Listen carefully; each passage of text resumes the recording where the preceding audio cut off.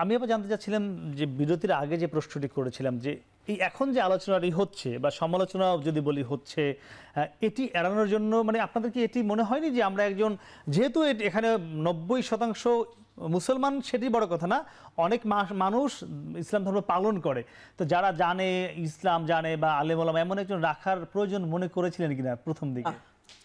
সেটি একদম মনে করিনি। কেন সেটি? না, আমরা তো ধর্ম নিয়ে আমাদের কাজটা না, আমাদের কাজ রাষ্ট্রের কাছে প্রস্তাব রাখা। আমরা প্রথমেই বলে নিয়েছি, যেটা আপনি পড়ে শোনালেন, যে আমাদের হলো সর্বক্ষেত্রে সর্বস্তরে নারীর প্রতি বৈষম্য বিলুপ্তি এবং নারী পুরুষের সমতা অর্জনের লক্ষ্যে পদক্ষেপ চিহ্নিতকরণ। তো সেখানে আমার ধর্মকে আমি টানতে চাই নাই। ধর্ম যার যার বিশ্বাসের ব্যাপার, এখানে আমি ধর্মকে টানতে চাইনি।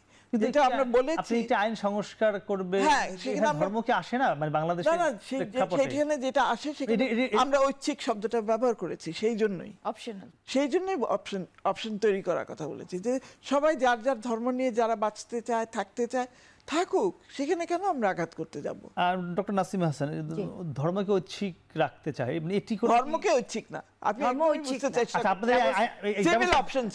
আচ্ছা, মানে এটা কি সম্ভব? মানে রেখে আমি জানতে চাচ্ছিলাম, এটা একটু কনফিউজিং। এটা নিয়ে আসলে অবশ্যই কথা বলতে হবে যে এরকম হয় কি না, কারণ আমরা একটা মুসলিম কান্ট্রিতে বাস করি এবং এখানে 85%-এর উপর আমরা মুসলিম, এবং এখানে অনেকেই আছে ধর্মভীরু।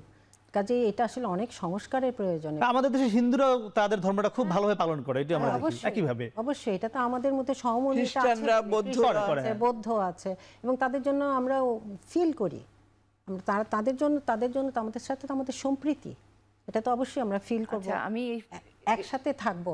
বাট এটাও ঠিক যে ঐচ্ছিক এনে আমার মনে হচ্ছে এটা খুবই কনফিউজিং হবে।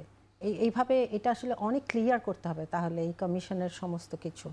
হ্যাঁ, এটা আমাদের আরো চিন্তা ভাবনা তো করতেই হবে। এবং আমি আরো বলবো যে যেমন এখানে যৌনকর্মীদের কথা আছে, এটা নিয়ে তো প্রচুর আমরা একটু আলোচনা করি, যেহেতু আপাই বিষয়টি এনেছে।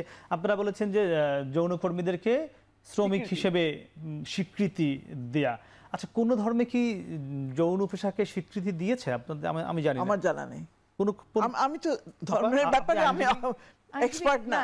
যৌনকর্মী এমন একটা বিষয় যে সমাজে আপনি রাখছেন তাকে, আবার স্বীকৃতিও দিচ্ছেন না, কিন্তু তাকে আবার বাদও দিচ্ছেন না, মানে এইরকম অবস্থা। বাংলাদেশে একটা আইন ছিল, যেটা হলো মানে 1923 একটা আইন ছিল, যে আপনি যৌনকর্মীকে ইলিগাল বলেন নাই, আনলফুল বলেন নাই, কিন্তু